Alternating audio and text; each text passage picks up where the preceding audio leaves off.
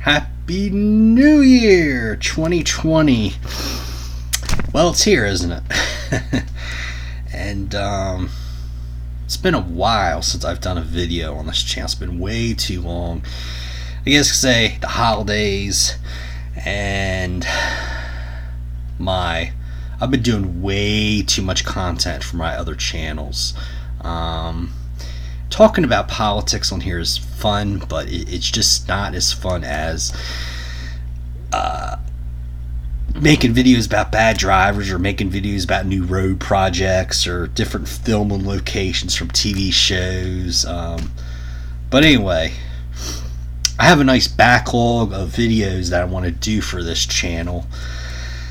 I'm very far behind, unfortunately, but I'll try to at least put one out once a week. There you go. That's my New Year's resolution. At least one video a week.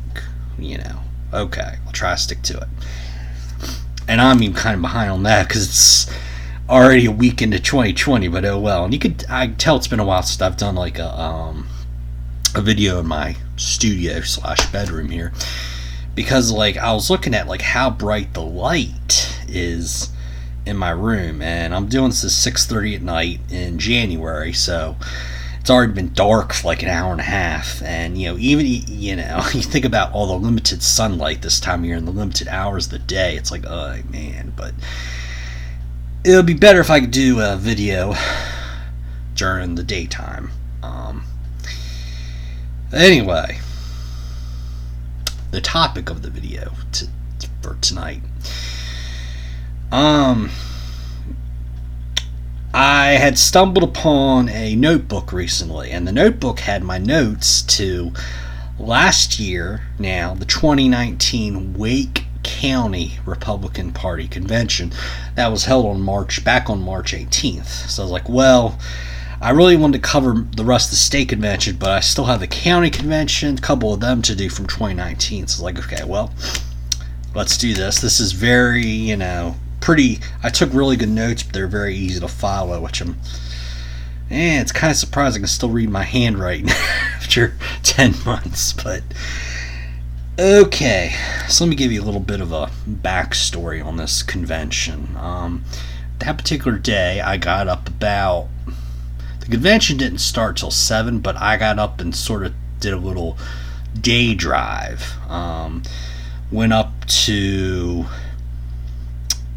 Virginia, took like US 220 here north of Greensboro into Virginia, and then went on US 58, and then took that to South Boston, Virginia, and then took US Highway 501 down to Durham, and then went on a couple side roads, because by that time it was like close to rush hour, so like I need to get back out of the city. Went to this little buffet place. I mean, it was like one of the smallest buffets. I forget what it's called, but it's off of 85 North. It's Creedmoor, I think is the name of the town. I forget the name of the buffet, but it was though they had 4 buffet bars that probably held like 10 or 20 items each. And maybe for dinner time they put more on the buffet, but for this buffet they have one. Okay, they had one buffet. I think one, maybe 1.5 open for lunch. I was like, come on, really? I try so hard to go to these little mom and pop hole in the wall buffet places rather than go to Golden Corral, but I'm telling you, it's almost getting to the point now where I'm like, when compared with making a choice between mom and pop's buffet and Golden Corral, I have to go Golden Corral, because guess what? The food is probably not going to be as good a quality, but there's more selection, and I know what's going to be on the buffet rather than dealing with the unknown of a mom and a pop buffet. It's crazy. So after that, took some more back roads, and I cracked the code on Raleigh rush hour traffic.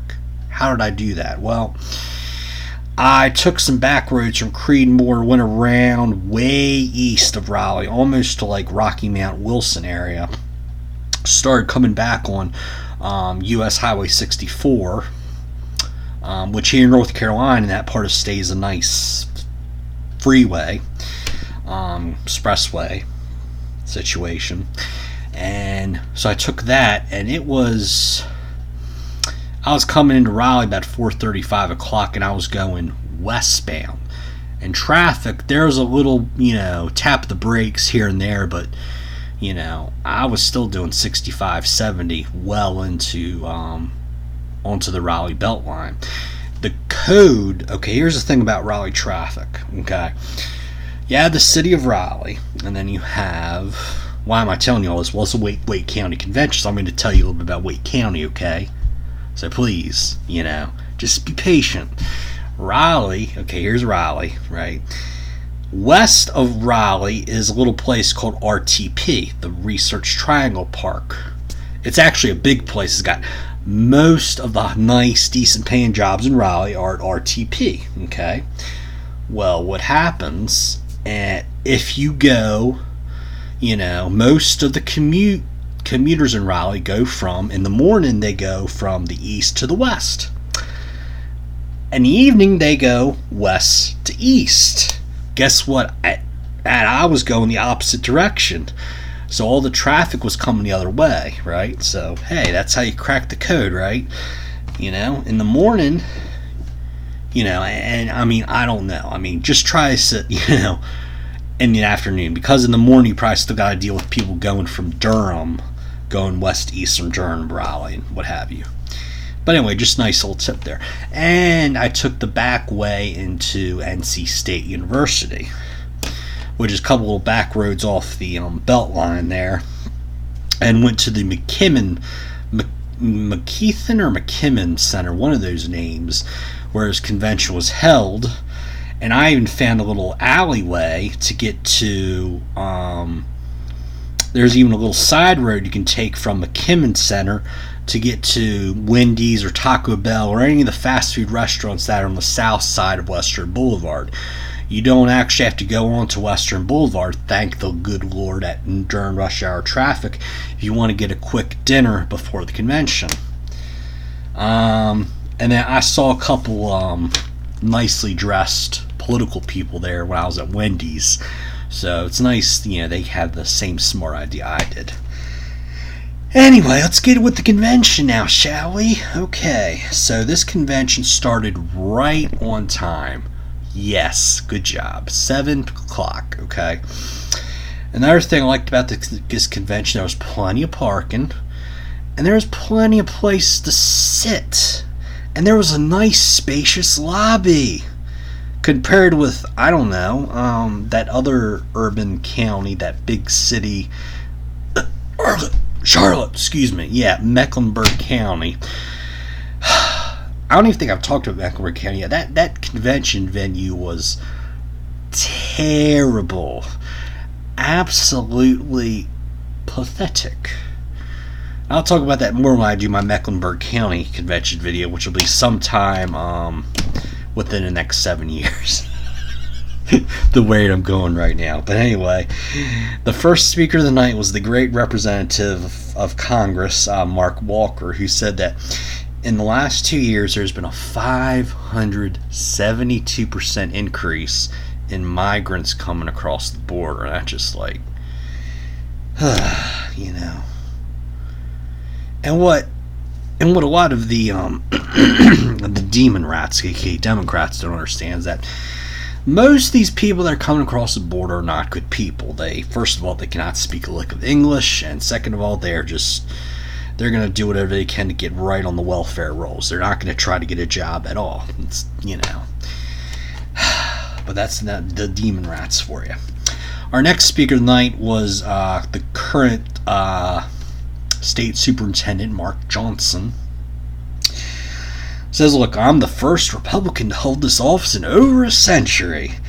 And he says now the average salary for teachers is $54,000. Why is that number significant? Well, it's more than the median household income in North Carolina for a teacher's salary. Not bad, right? Yet the Democrats again continue to complain that they want 9%. The Republicans are giving them 4 or 5%, and it's just a bunch of bleh, Okay, he says that Mark Johnson says we're going to reclaim the narrative. We're cleaning out the bureaucracy.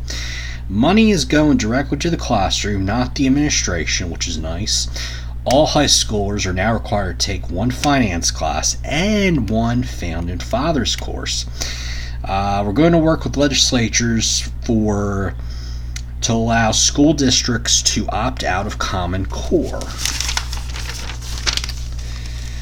We're also going to make vocational and 1- and 2-year colleges much more marketable for students, so they go through these programs and get a decent paying job rather than go to a 4-year college and have $100,000 worth of debt.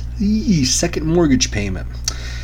Then we had a video from the at that time he was still the chairman of the North Carolina Republican Party, and at that time he was still a good person, and then he had all the indictments and everything like 2 weeks after this convention. But at the time, we'll call him the Honorable Robin Hayes in this convention video. He did a video message, talked about what happened in 2018, also in 2019, 2020, what's things to come. And then we had the our good friend Zane Bunn, the 2nd District Chair. She presented the judicial candidates running in 2019 and 2020.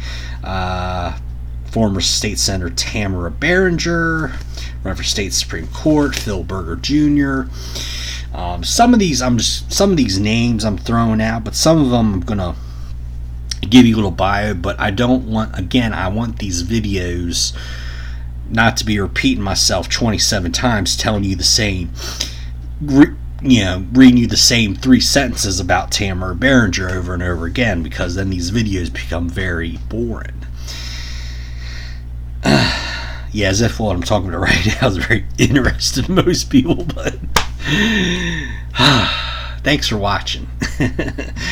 Phil Berger Jr. grew up in Wake County, lived in Rockingham County, went to college at UNCW, and met his wife there. How you doing?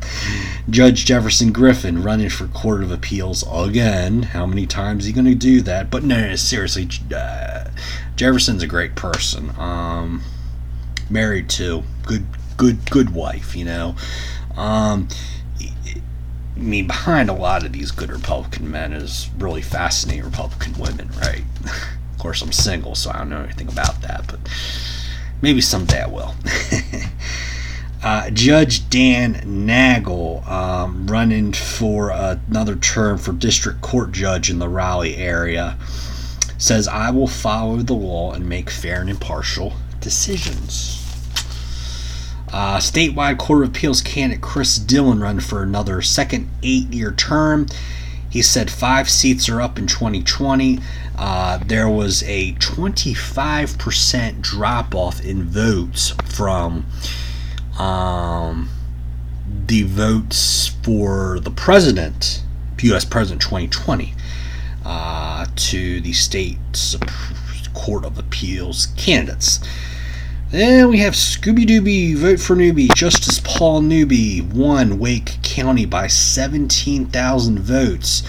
Keep in mind that this Wake County is 50% unaffiliated voters, 25% Democrat, 25% GOP. According to him, that's probably more like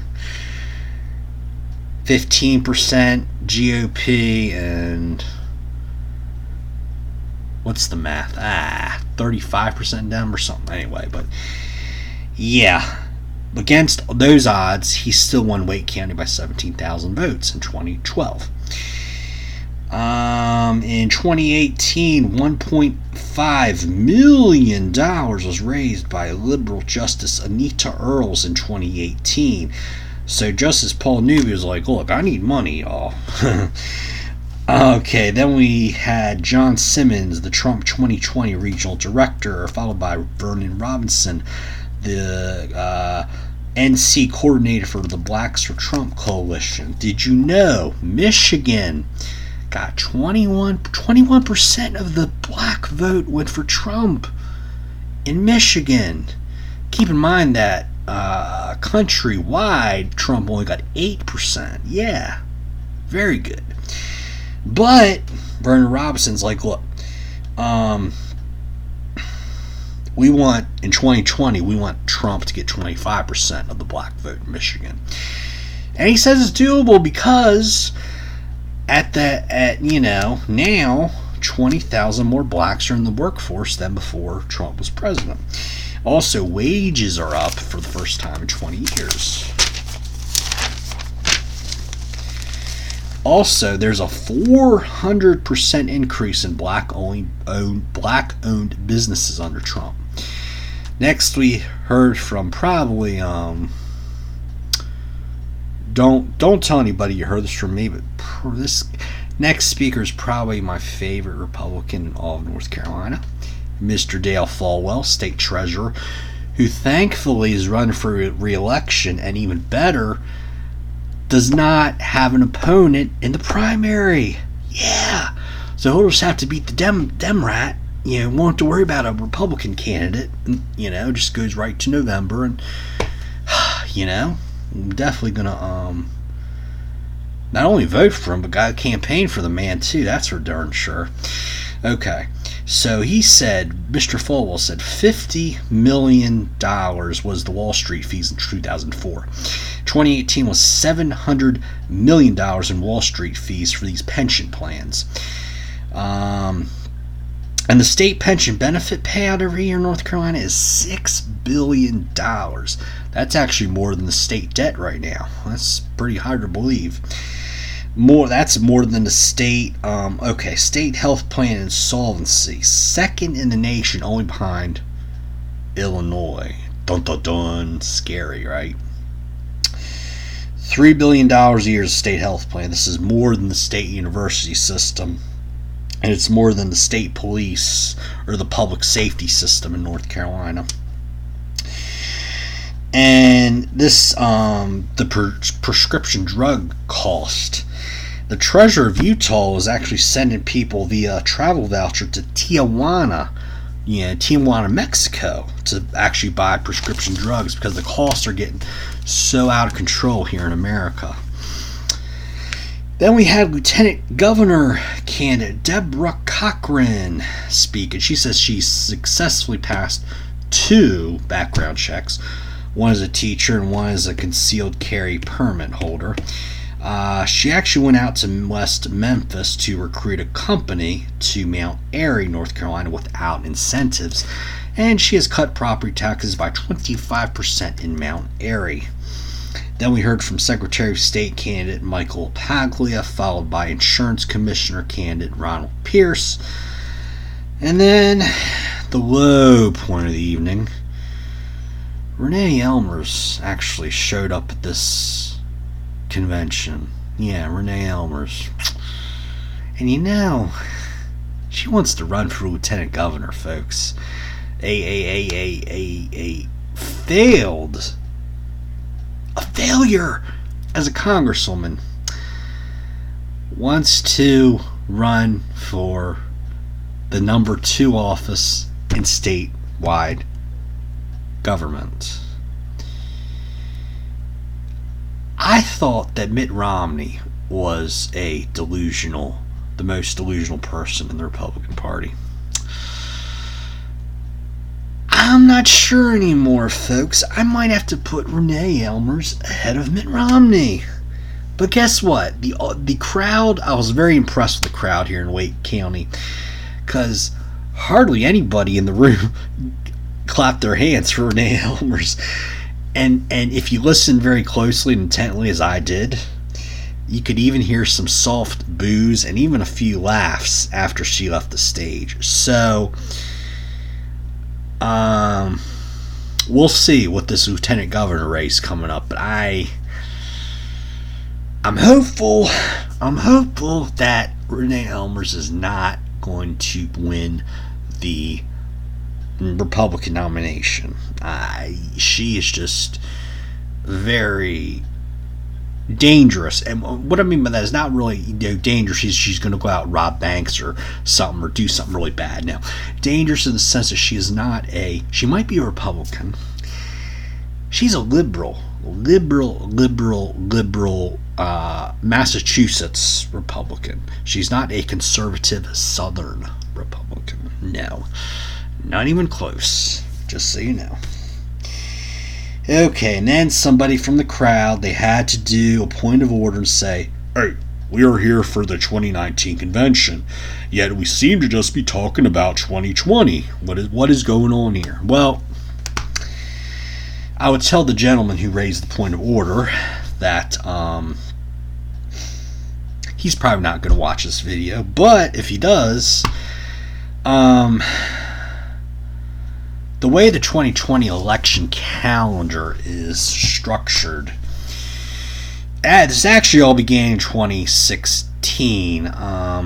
The legislature at the time, controlled by Republicans, and still here in 2020 controlled by Republicans, wanted to move the primary from May, which it had been for many years, to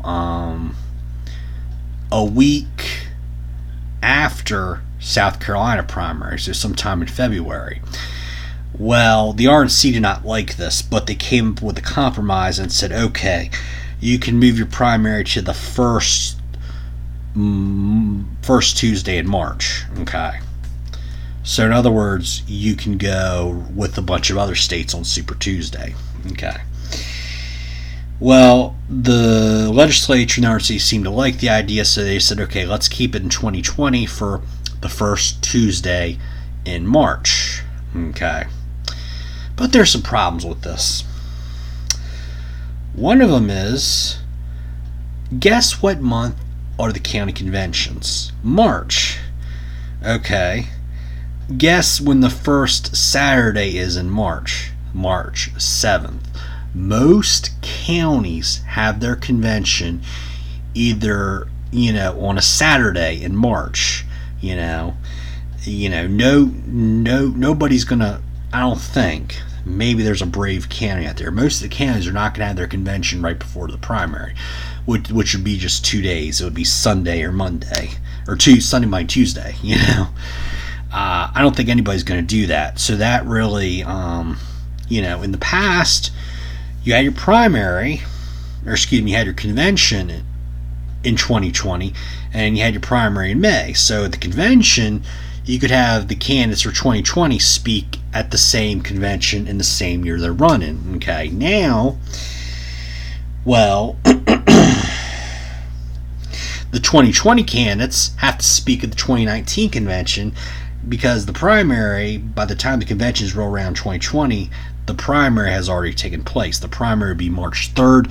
Most counties are going to have their convention after March 3rd. Pretty much all the counties are going to have their convention after March 3rd. So that's why. But I don't like it. I think in presidential years, yes, we should have two primaries in presidential years. One for the president and then one for everybody else in May. Okay, that's how I feel. And the filing period too was in December of 2019 for a 2020 race, right in the holidays. If that part of that part of the year is not busy enough already with that candidate filing, just doesn't make any sense. Candidate filings should still be in like February, which it was before the 2016 debacle. But getting to 2019 candidates, okay, taking a look back now, Miriam Chu, running for vice chair of the NC GOP, says you're going to see me in every county of the state. So she's trying. Michelle Nix, I think, went to 88 or 90 out of 100 candidates. So Nix still did a great job, but Miriam Chu says she's going to be in every county state, and I think she's well on her way to accomplishing that, because she got elected last at the convention last June of 2019. Then we had a video from the gubernatorial candidate Dan Forrest. Says he got 42% of the vote in Wake County in 2016. but he needs 2.5% more votes in 2020. Then Hal Weatherman's chief of staff spoke and said, in 2020, Dan Forest was polling at 0%. Okay. And let's see.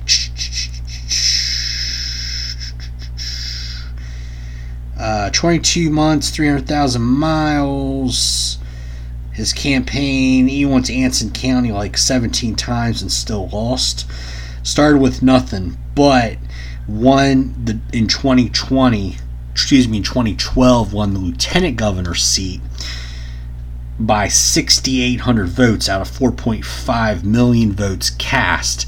That gap was only 0.25% victory margin 2012. Or that was just 2 people per precinct, right? Now in 2016, Dan Forest comes back, wins a second term as lieutenant governor, but this time he wins the race by over 300,000 votes. So let's go back. 2012, he wins the lieutenant governor seat by 6,800. 2016, he wins the same seat by 300,000 votes. Very impressive. But even more impressive than that, Dan Forest, he got more votes than Trump, Donald Trump, or Roy Cooper, who both won their races for president and governor respectively. And also he said that if Dan Forest wins the primary against Holly Grange, which I'm not making an endorsement yet, I don't know who I'm going to vote for yet in this race, but if I had to predict the winner, yeah, Dan Forest is probably going to win the primary for governor and become the GOP candidate. Assuming he gets the nomination, Roy Cooper is going to have to make up a gap of 60,000 votes already. Very impressive. And again, what's the name? Hal Weatherman talked about the magic number, looking at historical numbers and votes per precinct per county. Also, the path of least resistance is the easiest way to get votes. Also, looking at a cadence system or a melody. Laying out a melody, name that tune, a drum beat, invest in the whole ticket, Council of State and Judiciary candidates. Now we had the business session of the convention. And our sometimes buddy, sometimes enemy, Phil Strack, was the convention chair.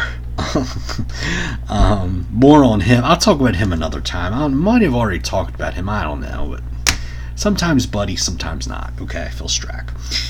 There were 237 delegates present at the Wake County 2019 GOP convention. And Emmanuel Wilder, I think he's our buddy, served as credentials chair, but he announces it was his last year serving as credentials chair, and he had done the job for 4 years. And we here at the Conservative Pelican want to say thank you, Mr. Wilder, for your service to the party, as always. See, business session. There were some changes to the plan of organization.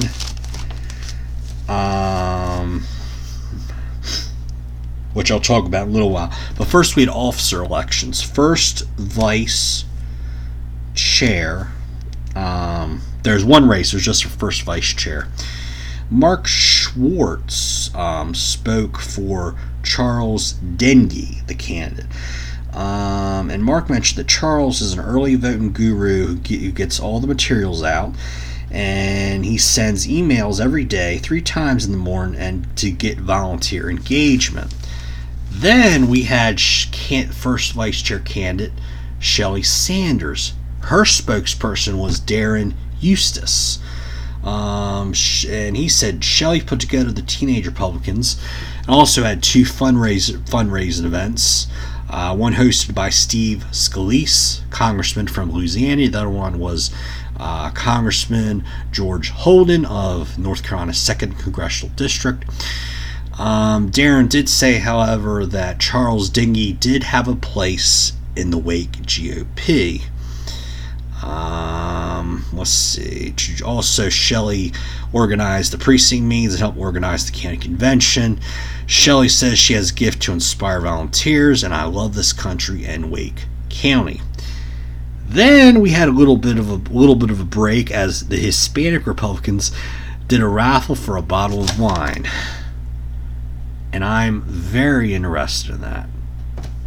Can you tell? I mean, seriously, as if the gun raffles are bad enough in the urban areas. A bottle of wine, just, next time you have a raffle, can it be for something actually people can use, like a gift card to Target or a gift card to even like McDonald's or something? Come on, folks, really? It's crap like that. These raffles for the guns or the wine. That's why the GOP is losing. We're getting our butts kicked in these big urban suburban counties. It's crazy. Okay, now voting took place. Again, the candidates were Shelley Sanders and Charles Dingy. Now, I was very impressed with how organized the Wake GOP was with how they voted. Okay, if you were at the McKinnon Center that night, in the room was divided into two halves. Okay, and there were chairs on both halves of the room. Okay, now the voting, you had an usher on each side of the room, and one aisle per side of the room went to the back of the room, okay, to a table in the back center of the room, and they wrote down their votes and put them in a box, okay. And there was four tables you could vote at, okay, in the center of the back of the room. It's very well organized, very efficient. Okay. Now we heard from Jim Womack, our buddy Jim Womack, run for NCGOP chair. He said the GOP is aging out, not growing. There's lack of diversity. He asked, why aren't we not growing? We're not going to connect people. We have to get relationships with people. No more surveys. We have to engage with voters, and we have to get the voters and the candidates together. Also need a better website too. And then John Lewis spoke on himself for vice chair, and also Robin Hayes for chair. Says we need steady, sturdy leadership in the party. He had this analogy of how hurricanes blow onto a beach. The old mansions stay put, but the new developments blow away. He says we need to compare the 2018 election cycle to the 2010 election cycle. Okay. And then there was a plan of organization, a new change that was approved and was announced by the new chairman, who was not contested. Darren Eustace became chair through acclamation, not through a vote, because there's nobody running against him. Darren Eustace, I think he's either from Australia or Britain, but he has a very strong foreign accent. I've never met him before, but he seems like a really nice guy, so hopefully someday I'll meet him. Also a fairly young guy too, probably can't be any more than 38, 39, somewhere over there. Anyway, this plan of organization change, the county was going to be divided up by the Republican Party into 13 regions. Each region in Wake County was to elect a chair, okay? And then the chair picked a vice chair, okay?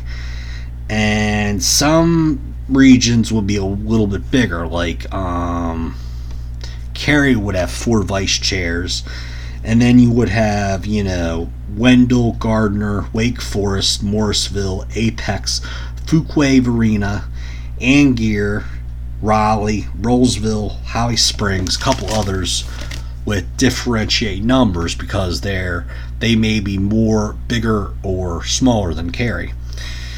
Okay, and then we had Dallas Woodhouse, the executive director of NCGOP. Gives some good words to outgoing chairman Charles Hellwig, and that said 2020 should be easier. The opponents will be the Democrats, and this will not be a referendum on the Republicans. And then he talked about how bad he wanted to defeat Roy Cooper, and said there is a bus station just 2 miles away from the governor's mansion. It makes 3 or 4 trips a day out of town to Rocky Mount, which happens to be Roy Cooper's hometown. He said it would be great if, on Roy Cooper's last day of governor, to go to the bus station and give him, a going away, bye-bye kind of party, whatever. Okay. So Chairman Eustace then gave his welcoming speech as chairman of the Wake GOP. Says he wanted to get a candidate engagement committee together. The Wake Democrats have picked them off one by one, done a good, and also need more technology, PR, finance committees, a county commission, task force, to look into getting county commissioners elected by districts or suburbs and not county-wide. Because if you look at Wake County, there are obviously the immediate Raleigh area is very blue, very, very blue. But if you go out south Wake, North Wake up to Franklin County, Oxford, that area, very, very red and Republican. But unfortunately, the Dems, I think, control every single seat with the Wake County Commission because they run up the score very easily in the immediate Raleigh area, central Raleigh area. And he wanted the state legislature to pass a law on that too. He also talked about needing a sheriff accountability task force, and he wanted the Wake GOP to establish an Operation Welcome Wagon.